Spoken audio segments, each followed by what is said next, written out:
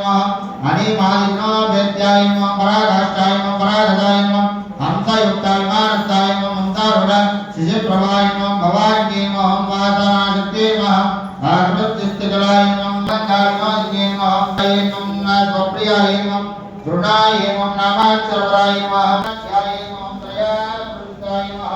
एकाग्ररूपाय नमः मेघरूपाय नमः रत्ने नमः चित्रूपाय नमः रसात्मे नमः समान योनि विकासकाय नमः एकावासुकी सत्यमाय नमः रामे नमः ब्रह्मे नमः सदात्मे नमः अविद्यावत्वाय नमः मायारूपे नमः ओम सर्वमोहने नमः प्रत्यय नमः ओम धरणादिते नमः पितादित्योगिने नमः योगिने नमः महामायाय नमः मरीचिने नमः निरोपासकाय नमः शिवाय नित्यानित्यस्वरूपिणे नमः वैराजमार्गसञ्चराय नमः सर्वासत्त्वदर्शिने नमः जलानन्द्रे नमः गुणाय नमः भवान्ये नमः ओम भववन्दिने नमः त्रैकालज्ञानतत्त्वे नमः